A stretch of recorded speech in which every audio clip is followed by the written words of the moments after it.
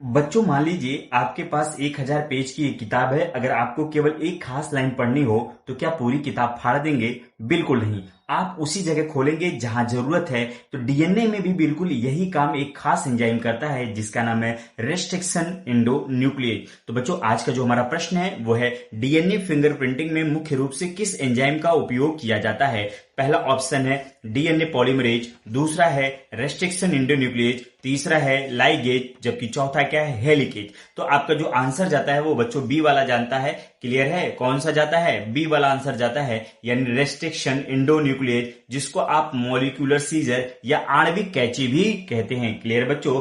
अगर आप इस एंजाइम का नाम जानते हैं तो इस एंजाइम का नाम रेस्ट्रिक्शन एंडोन्यूक्लिएज है। इसे मॉलिक्यूलर सीजर भी कहते हैं। यह डीएनए के पूरे धागे को कहीं भी नहीं काटता, बल्कि केवल एक स्पेसिफिक डीएनए सीक्वेंस को पहचान कर वहीं कट लगाता है। क्लियर है? तो इसकी परिभाषा की बात करें, डिफिनेशन की बात करें, तो रेस्ट्रिक्शन एंडोन्यूक्लिएज वे एंजाइम होते हैं जो डीएनए के विशिष्ट अनुक्रम को पहचान कर उसी स्थान पर ये क्या करते हैं? कट लगा देते हैं। अगर हम इसके एक्सप्लेनेशन की बात करें, किसकी बात करें? एक्सप्लेनेशन की बात करें तो डीएनए के कटने के बाद छोटे छोटे डीएनए फ्रेगमेंट बन जाते हैं। अब इन टुकड़ों को जेल इलेक्ट्रोफोरेसिस की मदद से अलग कर लिया जाता है। छोटे टुकड़े ज्यादा दूर और बड़े टुकड़े कम दूर जाते हैं। तो इसी को हम क्या करते हैं बच्चों? पॉइंट वाइज हम क्या करते हैं? क्लियर करते हैं। तो इसमें अगर एक्सप्लेनेशन की बात करें तो डीएनए फिंगरप्रिंटिंग तकनीक में डीएनए को छोटे छोटे टुकड़ों में काटा जाता है। यह कार्य जो करता है वो रेस्ट्रिक्शन एंडोन्यूक्लिएज यानी मॉलिक्यूलर कैंची द्वारा किया जाता है। इसके बाद इन टुकड़ों को जेल इलेक्ट्रोफोरेसिस द्वारा अलग कर लिया जाता है,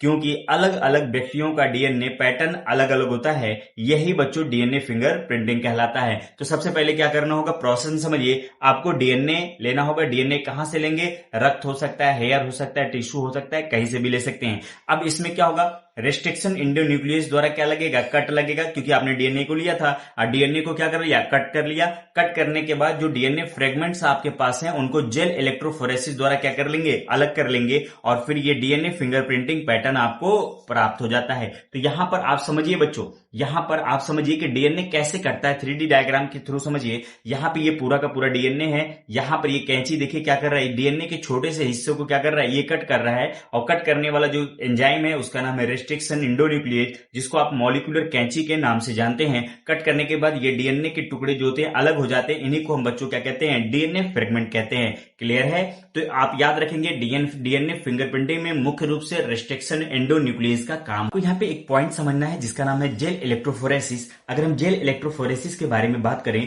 तो डीएनए फ्रेगमेंट को उनके आकार यानी साइज के आधार पर अलग करने की जो तकनीक है वही जेल इलेक्ट्रोफोरेसिस कहलाती है। क्लियर है?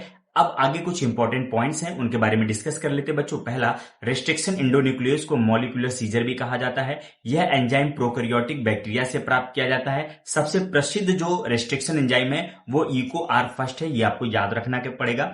डीएनए फिंगरप्रिंटिंग का उपयोग अपराध जांच, पितृत्व परीक्षण, वैवाहिक संबंध जानने में किया जाता है। क्लियर है? याद रखेंगे बच्चों। अगर हम बात करें कि बोर्ड एग्जाम में किस तरह से ये प्रश्न पूछे जाएंगे, तो आपको पूछा जाएगा पहला प्रश्न कि डीएनए फिंगरप्रिंटिंग में किस एंजाइम का उपयोग होता है, जबकि रेस्ट्रिक्शन एंडोन्यूक्लियस का क्या कार्य होता है। तीसरा, मॉलिक्यूलर सीजर किसे कहते हैं, और डीएनए फिंगरप्रिंटिंग की प्रक्रिया को संक्षेप में लिखे। तो बच्चों, ये सारे के सारे जो 4 प्रश्न हैं, इनके सारे के सारे उत्तर आपके स्क्रीन पर दिख रहे होंगे। आप इनको अच्छे से नोट कर लीजिएगा। और पॉइंट अगर आपको समझ में आ गए होंगे, वीडियो अच्छी लगी होगी, तो कमेंट बॉक्स में प्यारा सा जरूर कमेंट छोड़ दीजिएगा। ये 2027 बोर्ड परीक्षा में पूछे जाने की पूरी संभावना है। इसको बहुत अच्छे से बच्चों तैयार करिएगा। क्वेश्चन फिर से ध्यान रखिए, डीएनए फिंगरप्रिंटिंग में मुख्य रूप से किस एंजाइम का उपयोग किया जाता है। ये प्रश्न आपके स्क्रीन पर जो दिख रहा है यही डायरेक्ट बोर्ड एग्जाम में पूछा जाएगा।